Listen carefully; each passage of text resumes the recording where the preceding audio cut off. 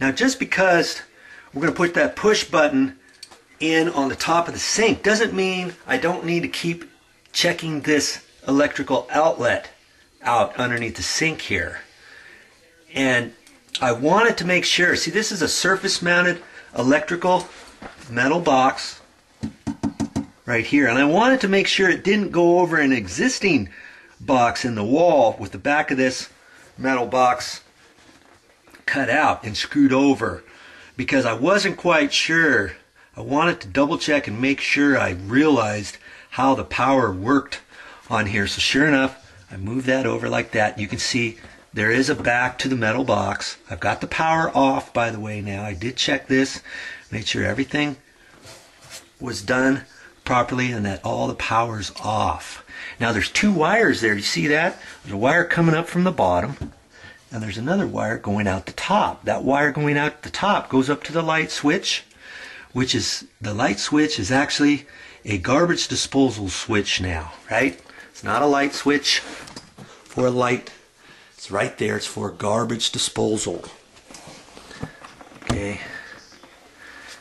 And so I looked at that, and it was real funny at first, because usually what they do when they do a garbage disposal, usually they'll break a tab, not on the neutral side. The side with a long slot on it is the neutral side, which is a white wire.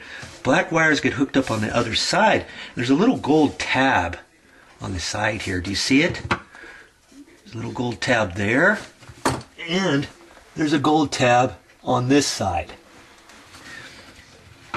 Now the one on the right, there should not be a gold tab. That should have been broken off so that the light, the wall switch or the garbage disposal would control either the top or the bottom. And you figure that out when you hook it up, when you install it, whoever installs it. That way, one of these plugs, one of these outlets controls the garbage disposal, and then you still have power at the bottom. Let's say this is for the garbage disposal, okay, which it was. There was nothing plugged in here. There should always be power on here when you turn the switch off, because generally that bottom one is for the dishwasher. But the dishwasher's not plugged into that, is it? And that bottom outlet wire looks like it goes down towards the dishwasher, because see, here's the drain for the dishwasher. It goes up to the garbage disposal. Okay? And then here's the copper wire. In the old days they used copper wire, they didn't use the flex. That goes up over here, connects into the water line. Okay, there's a gate valve down below. And there's no power to the dishwasher. Where is the power to the dishwasher? Well, in the old days, I'm calling anywhere 25 to 30 years ago, the old days, okay? They generally have the dishwasher hardwired into an outlet junction box behind the dishwasher. They hardwire it back there, and that's why you don't see a plug or an outlet connected, a plug connected into an outlet here. Okay, well, my guess is, without even pulling out the dishwasher, my guess is where that junction box is, they then ran this other cable on up to this outlet, and that's the power that comes in. Okay, so I know I've got power to this box, and I double checked that, and see, at first I was questioning that because the tab was still there, and I'm like, wait a minute, what's going on here? I turned the power back on. I turned the light switch for the garbage disposal on, and son of a gun, both of these were on. I turned the switch off, and both of these were off. So I know whoever hooked this up, initially they were only using this entire duplex outlet just to power up one of these.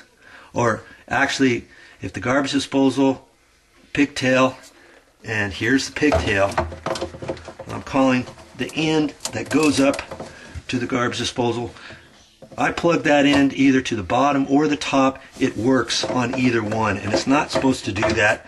So I knew, I just wanted to confirm how they were doing that, because I know, even though this duplex outlet was wired improperly years ago. I know I've got power coming in, and I know I got the power going out goes up to that switch. We're going to do away with that switch, you know, so when the installers come, we can just cut that wire off, and it will be dead in the wall, right? So then when this switch comes out, they don't even have to do anything there. They can put their granite right over that, knowing that there's no power in the junction box buried into the wall. And to verify that, I did pull that apart, and I see that there's only one set of wires in there. Now, if there were two sets of wires, then I would know that there was power there, because that's how I usually hook things up, is I'll take power to the switch first, then down up to a light fixture or down to a garbage disposal. But in the old days, they didn't do that.